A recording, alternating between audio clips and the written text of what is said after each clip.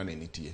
So option manyaga okawo en achiel kuom option mayom ma ji mang'eny nyalo kawo, nikech samoro ing'iyo ni kiwuok kodhi ogoli gi duol to nyiso ni ionge pension, ionge yuto moko matin madibedie madini yudo.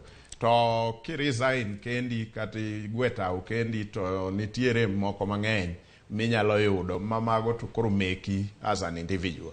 But gima duong' paro maduong' manie iye ka en ni ere benefit kata ohala ma Kenya yudo ki resign, to ere ohala ma Kenya yudo kigo lweny ni michopo go kamoro. Mae e paro maduong' monego bede diere ka. Ni ka komishonas ang'wen gi oamua ni gigwe tao gite.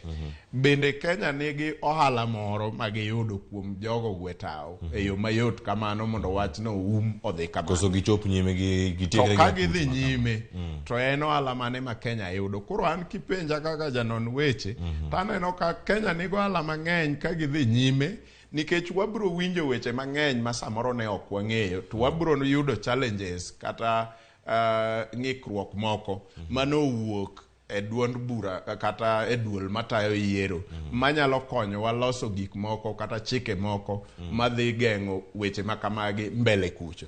To ka gi resign kata gigwe tao, to nyiso ni weche gite koro gin gikonyore kaka individuals, giyudo pension gi gik makamago kata omenda madigiyudi. To Kenya to onge gimoloso, nikech wadhi mana kawo joma moko to wakele ofis, to ok wang'eyo nang'o manotimore, rach mane manowuokie, kata ng'o mwanyalo loso, kata pend chike mage mwanyalo loso mondo ogeng' gima kama kik chak timre kinde mambele. Kendo mane manyalo bedo ni oganda mamoko nyalo bedo ni rito ne gik magi madhi bedo kacha kawuok e aput no, mano moyiedhi madhi bedo